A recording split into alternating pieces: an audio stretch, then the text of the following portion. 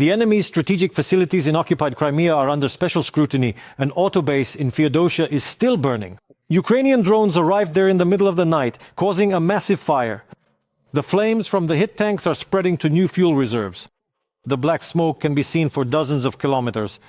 The Feodosia auto base is one of the largest in Crimea.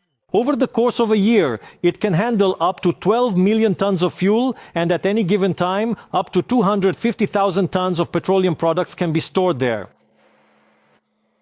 There are also reports of drone attacks on the oil refinery in Tyumen.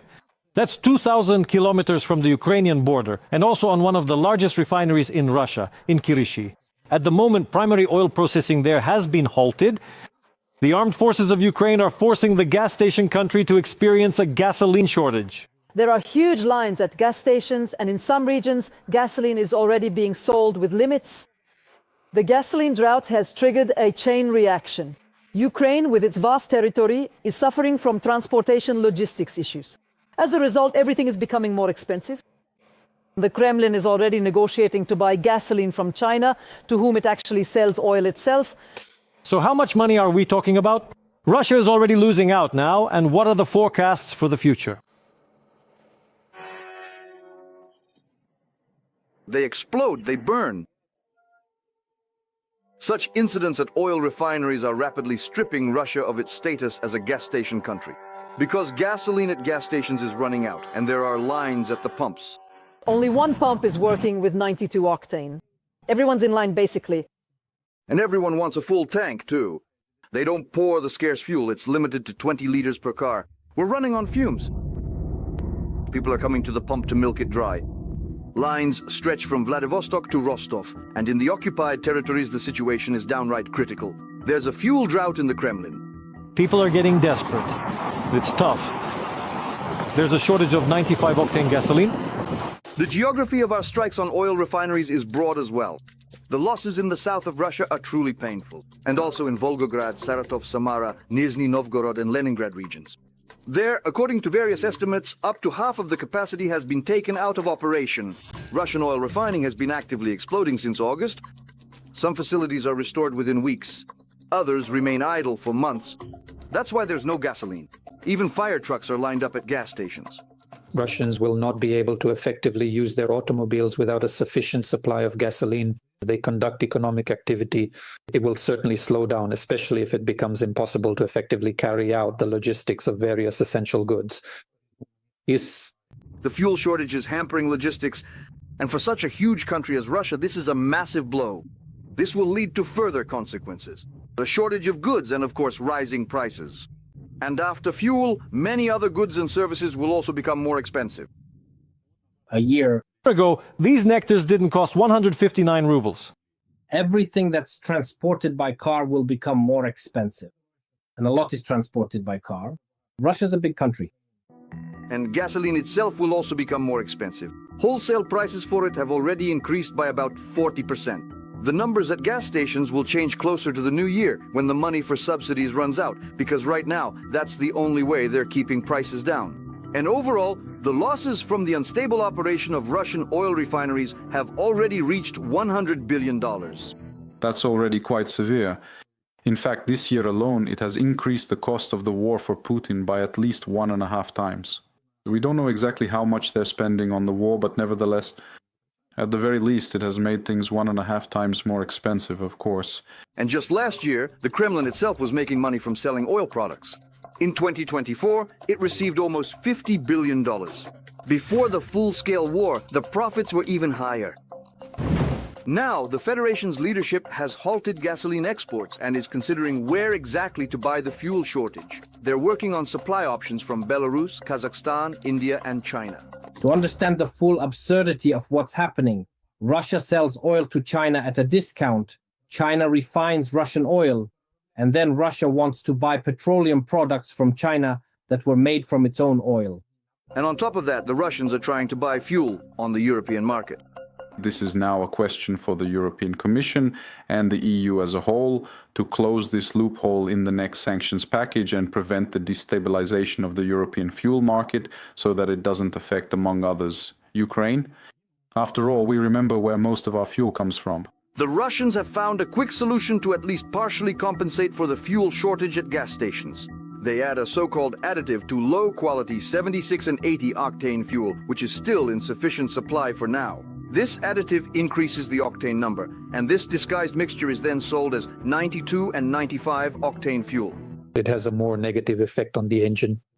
It is more aggressive towards the engine, especially considering that now Russians have massively switched to Chinese cars, which means the number of breakdowns will simply increase many times over. But a much greater threat for the residents of Putin's Russia is the record-breaking over 4 trillion rubles hole in the state budget, which cannot be covered even by the so-called strategic reserve for a rainy day, a day that it seems is fast approaching.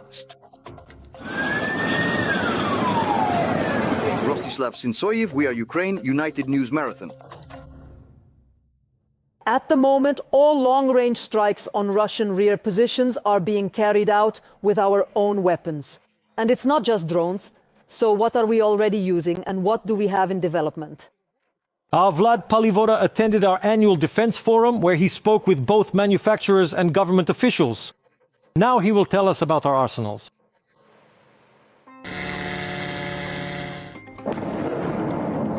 There are fewer safe places left in Russia. And it's all thanks to Ukrainian drones, the fierce Firepoint, Shark and Bobber. The Russians are gradually learning their names. That's a drone. That's a plane. You're stupid, that's a drone. Every night, fires blaze and explosions thunder in various regions of the Russian Federation. And even thousands of kilometers from the Ukrainian border.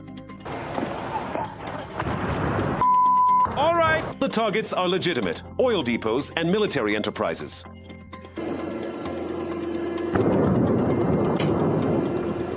We are demilitarizing Russia mainly with drones. The most powerful and longest range one is the Lyutyi.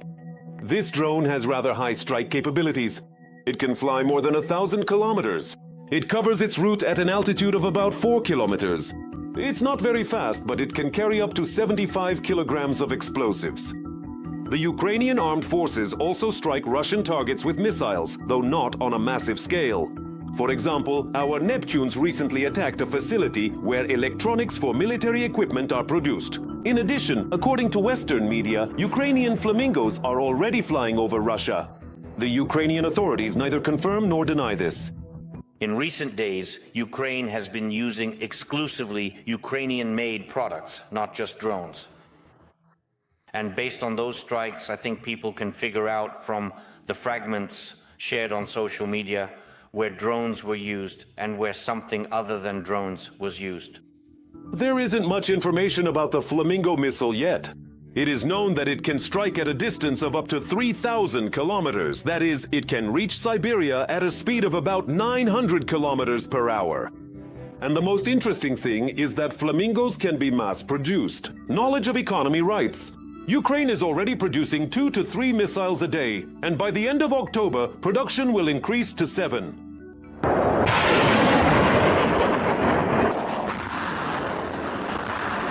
There are also sea babies. The Magura, Ratasha and Baby drones which drove the Black Sea Fleet out of Crimea. And there will be even more strikes to come. We will respond to Russia for every strike against our people, our cities and Ukrainian communities. Zelensky spoke about this at the Defense Forum, which brought together weapons manufacturers from all over Ukraine and Western countries. For now, we cannot do without the help of our partners. We are not able to produce all types of weapons ourselves. We depend on Western air defense systems, long-range missiles. But when it comes to drones, Ukraine is at the forefront of production. Last year, we produced and delivered 2.4 million to the front. Mortar rounds, artillery shells, and munitions of various calibers. Ukrainians are truly the first in all of Europe in the significant development and innovative use of advanced drones.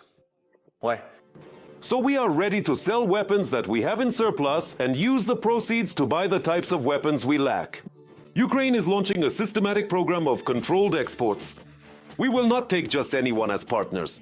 Those particular countries that today passively do not actively support, that instead take a rather passive stance on truly supporting Ukraine, or that provide either covert or overt, undeniable support to Russian aggression. Of course, these nations will absolutely not be included in the official list of trusted partners eligible to genuinely cooperate with Ukraine. And the plans for cooperation are ambitious. We are relocating our production facilities to the west. Yes, the largest drone manufacturing company in Ukraine. Next year, it will open a factory in the United Kingdom.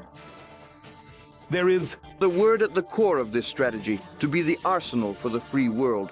The United Kingdom will continue to help Ukrainian exports, strengthen Ukraine's defense industry, and make NATO stronger at the same time. because Russia's aerial provocations in European airspace have clearly revealed the West's confusion, and that Ukraine's military experience is vital for the EU. That is why we continue to develop various initiatives, including factories and plants that will cooperate with Ukrainian partners to improve production. Ukraine plans to start exporting weapons by the end of this year. Ladislav Palivoda, Roman Grebelnik, We Are Ukraine Marathon. United News, United News.